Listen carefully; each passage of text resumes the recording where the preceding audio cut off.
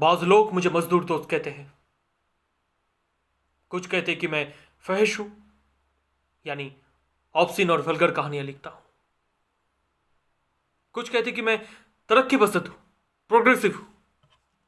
यह क्या बेहूदगी है? मंटो एक इंसान है और हर इंसान को प्रोग्रेसिव होना चाहिए।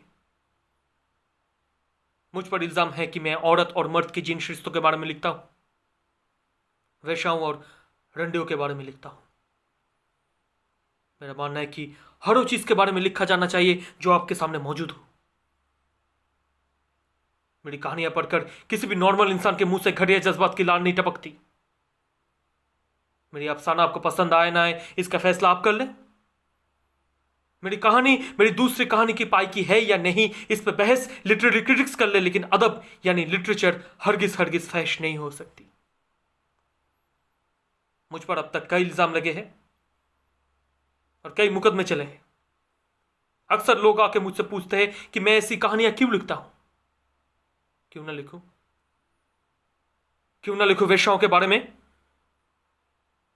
क्या वो हमारे माशरे का हिस्सा नहीं? उनके वह मर्द नमाज या दुर्द पढ़ने तो नहीं जाते। उन्हें वहां जाने की खुली इजाजत है, लेकिन हमें उनके बारे में लिखने की नहीं। क्यों नहीं? जो चीज जैसी है उसे वैसे ही पेश क्यों ना किया जाए? टाट कुरेशम क्यों कहा जाए? मेरे मुकदमे में प्रोसिक्यूटर साहब अक्सर इस बात पर जोर देते थे कि मेरी कहानियों की कुछ किरदारों की जबान गालियों से भरी है, लेकिन जो अल्फाज हमने उनके मुंह से कहलवाए हैं वो हजारों लोग रोजमर्रा की जिंदगी में इस्तेमाल करते हैं। मिसाल के तौर पे आपसे ये कह लूं आपसे कि यार आप तो अजब चूतिए हो, मैं आपको यहां ढूंढ रहा हूं और आप मुझे वहां। तो क्या मैं आपको गाली दे रहा हूं? क्या इस तरह के अल्फाज हमें रोज सड़कों पर नहीं सुनाई पड़ते?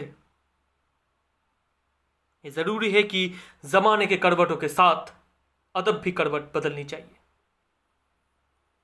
फ्रांस के मशहूर नोबेल निगार गुस्ताव फ्रॉबर्ट की कहानी मदाम बोआरी पर फैशी का इल्जाम लगाया गया।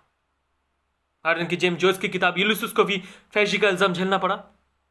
देखा जाए तो वलिय से लेकर गालिब तक सब पर कभी ना कभी इस तरह के इल्जाम लगे हैं, तो यह कोई नई बात नहीं। मैं बनाव सिंगार करना नहीं जानता हूं, किसी की जलालत पर इस्त्री करना नहीं जानता हूं। नीम के पत्ते कड़वे सही, लेकिन खून साफ करती है।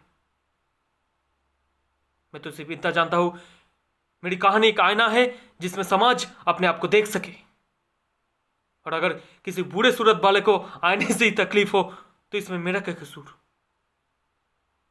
अगर आप मेरी अफसानों को बर्दाश्त नहीं कर सकते तो इसका मतलब यह है कि जमाना ही नाकाबिले बर्दाश्त है। मैं कोई हंगामा पसंद नहीं करता हूं, ना कि सेंसेशनलिस्ट हूं। मैं उस समाज की चोली क्या उतारू जो पहले से ही नंगी हो।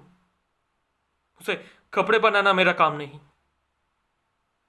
मैं काली तख्ती पर सफेद चौक इस्तेमाल करता हूं ताकि काली तख्ती और नुमाया हो जाए। और मैं एक आर्टिस्ट हूं। ओछे जख्म और भद्दे खाओ मुझे पसंद नहीं।